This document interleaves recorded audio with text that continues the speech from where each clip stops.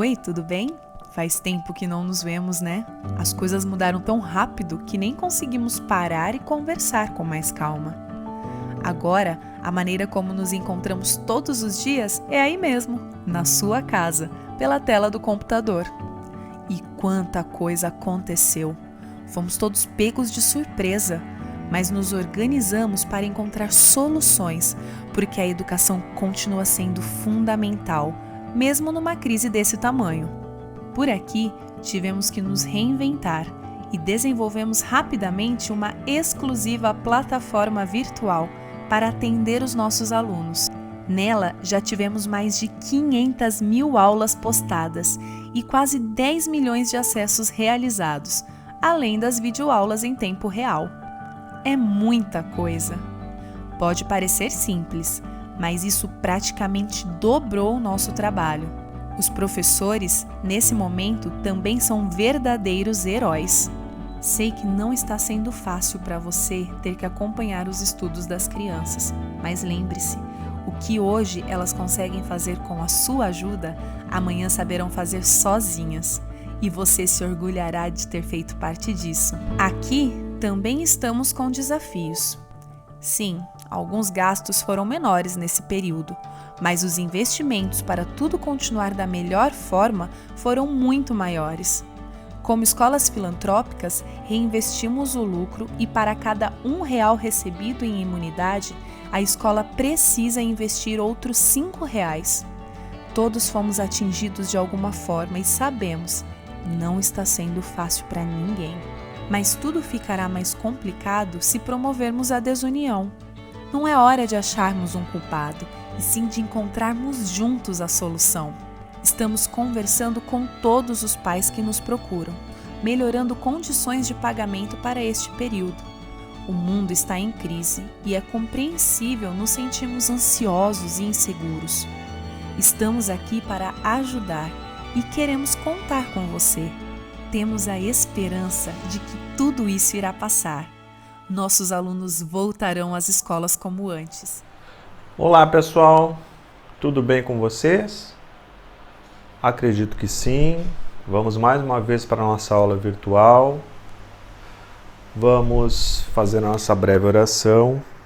Que tenhamos uma boa aula, que o nosso Pai nos abençoe e que auxilie também tantas pessoas que estão sofrendo pelo Brasil. Que o Senhor acalme seu coração e esteja junto com elas. Amém. Terceiro ano. Hoje eu acertei. Vamos lá, gente? Vou voltar aqui para o nosso livro, Filosofia, página 18, da continuação aqui ao nosso módulo 19. Hoje a gente vai ver os extremos da fé imersa no desprezo da razão, certo? O nosso item terceiro, tá? Acompanhem comigo, gente. A gente vai ver esse elemento aqui, Agostinho e Tomás de Aquino, certo? Para hoje está joia. Galileu, Descartes e Kant, entre outros, repensaram os ideais de uma fé que tinha se desvanecido em meio às falácias da patrística e da escolástica, que mantinham os indivíduos na ignorância das trevas, protagonizadas pelos homens da fé que pensavam estar sob a luz da razão.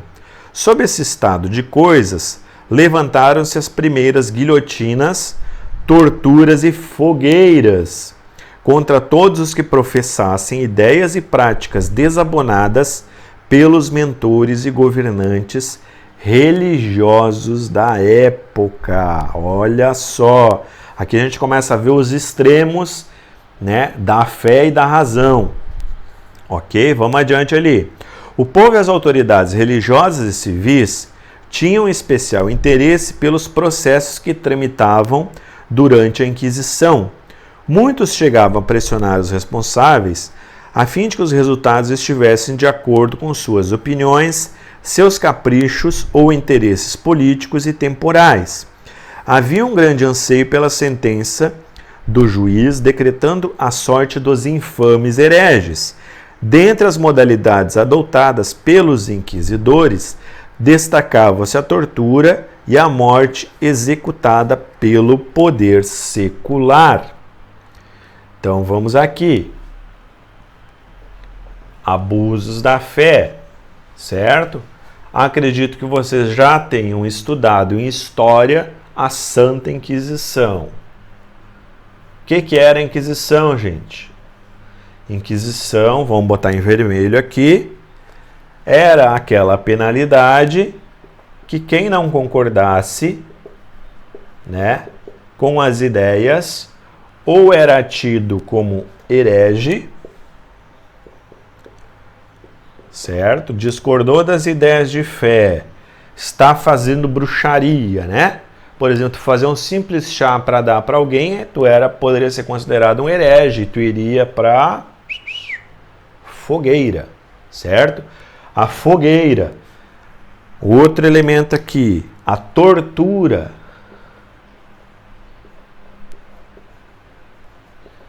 Eram elementos, inclusive tinha manuais, né? Tinham manuais de tortura para arrancar a verdade desses hereges, né? Eles estavam ou não estavam fazendo bruxaria? Fogueira para eles, certo?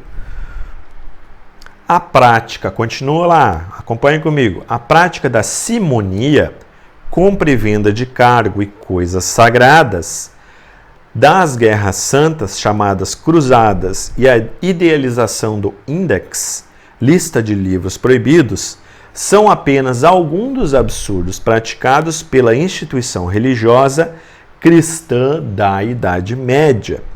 A partir do final do século XII, o clero deixou de ser um exemplo de fé e se tornou desprezível, chegando a amargar inúmeros casos de imoralidade, como abusos sexuais e de poder. Nesse tempo, muitos líderes religiosos passaram a ser referidos como pescadores de dinheiro e não de almas, com 1000 maneiras de assaltar o bolso de ricos e pobres. Do lado protestante, também houve antagonismos entre discursos da fé e práticas irracionais. Antes disso, gente, é importante frisar, certo? Que na época, nessa Idade Média, só existia protestantismo. Só existia os católicos, certo? A Igreja Católica era a líder suprema e a dona da fé, certo? É ela que dizia o que era verdade e o que não era. Se ela desconfiasse de alguém, torturava, condenado, herege, inquisição, fogueira, certo? Nessa Idade Média, consequência também desses abusos, surge o protestantismo a partir de um camarada chamado Martinho Lutero, ok? Martinho Lutero, não contente com esses elementos aqui, ele faz a tradução da Bíblia, porque na época a Bíblia era em linguagem que não era acessível ao povo, certo? Ela era em latim, então isso ficava distante do povo. Martinho Lutero traduz a Bíblia de forma que ele diz que a palavra de Deus tem que ser próxima das pessoas, certo? Toda a raiz do protestantismo, certo? Ela tem esse elemento da palavra do Senhor estar próximo das pessoas, certo? Adventista vem dessa raiz protestante. Então, por isso também a questão da palavra do Senhor está próxima da gente, certo? Só essa observação. Nesse momento aqui, desses abusos, né, lá no Lutero com os 13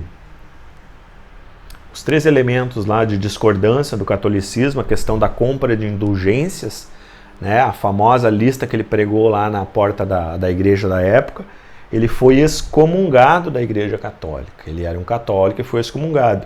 E aí criou essa importante raiz protestante, né, diferente do catolicismo. Foi nessa época aqui, nessa época de abusos da fé. Continuando comigo lá. Do lado protestante também houve antagonismo entre discursos da fé e práticas irracionais. A ideia de que não se podia contrariar concepções religiosas de um governo estabelecido provocou inúmeras perseguições infligidas por líderes de sociedade e nações convertidas ao protestantismo.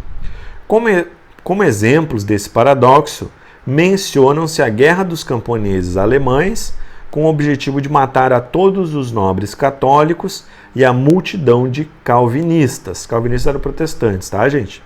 Que invadiram igrejas e edifícios católicos, destruindo esculturas e outras obras de arte em toda a Holanda. Nas abordagens seguintes, analisaremos os extremos de uma crença afetada pelo desprezo à razão, de acordo com as teorias de homens considerados filósofos da fé. O nosso primeiro filósofo da fé é o Agostinho, certo? Que viveu de 354 a 430. Com a prática de tortura e morte, já era comum nos governos que se sentiam de algum modo ameaçados. Muitos pensadores cristãos entendiam ser também direito dos governos eclesiásticos coibir das mais diversas formas tudo que parecesse aos seus olhos prejudicial à ordem estabelecida. Nesse contexto, Agostinho julgava que os objetivos da Igreja estavam acima de qualquer indivíduo e que uma simples tortura não poderia ser comparada aos danos provocados pelas torpes ideias de homens considerados ignorantes, rebeldes ou hereges. Então, uma torturinha para Agostinho não tem problema não. O importante é a fé, né? Para ele, né, para Agostinho, esses homens, principalmente os mais influentes, não deveriam apenas ser expulsos da igreja, mas tinham que ser castigados e destruídos. A isso ele chamou de perseguição construtiva, certo? Então, Agostinho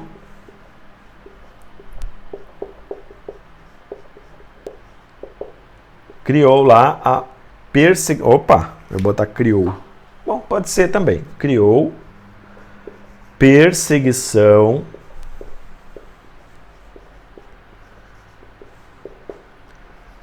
construtiva.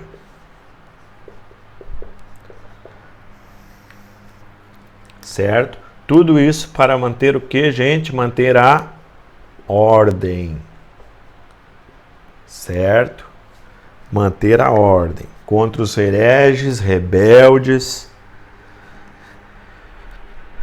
na qual não bastava somente a advertência formal da igreja, mas destacava-se a necessidade de constrangimento e exposição pública do infame, em virtude de sua ousadia na divulgação de ideias heréticas perante a comunidade.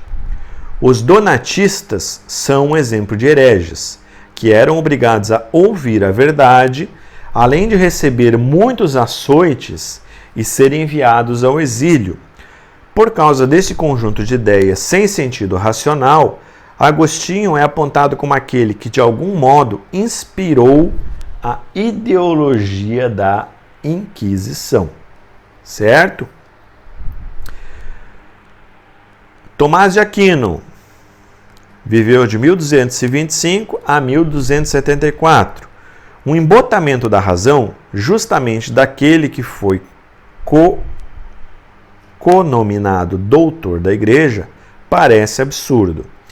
Em uma suposta lógica divina, Tomás de Aquino tentou embasar uma fé sem fronteiras, na qual os hereges não deviam ser tolerados, ou seja, tolerância zero para herege. Herege, rebelde, influenciador, sem tolerância. Ele argumentava que se um moedeiro falso deve ser condenado pelo mal ocasionado à economia, seria ainda mais justo castigar o herege pelos males causados à igreja, guardiã da fé e da vida eterna e responsável pelas almas, certo? Então é necessário manter a ordem. Herege no tolerar. O pecado está alinhado com os ímpios, dizia Tomás, e por essa razão, além de ser separados da igreja por excomunhão, eles deveriam ser apartados do mundo pela morte, pois é na extirpação do mal que se reforça o bem. Essa era a ideia e a justificativa, por exemplo, da Inquisição. Através da extirpação do mal,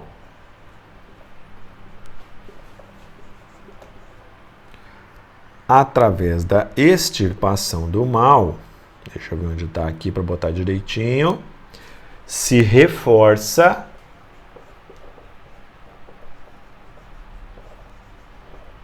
o bem, certo? Esse elemento aqui é a justificativa de que uma torturinha não tem problema.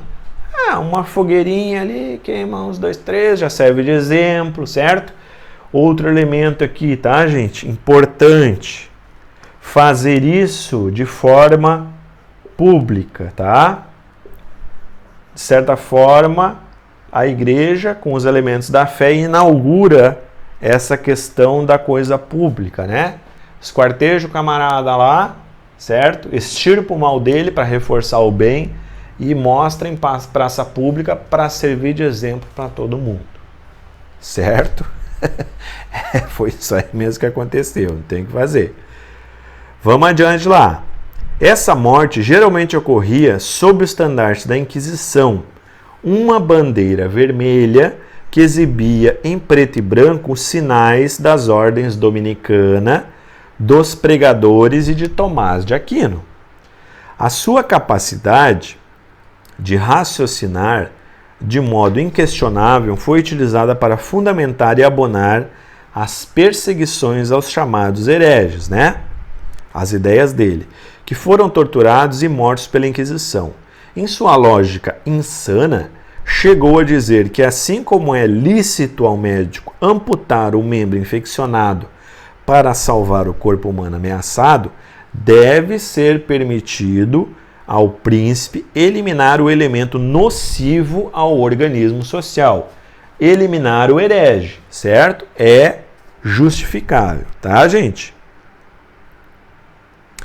Então aqui a gente vê, ali na página 19, uma cadeirinha, né, cheia de prego, para o camarada sentar confortavelmente, né, ser torturado e começar a falar as suas heresias, começar a falar a sua verdade, sendo condenado, né, seria extirpado o mal a partir da fogueira ou de outros elementos que eram utilizados na época.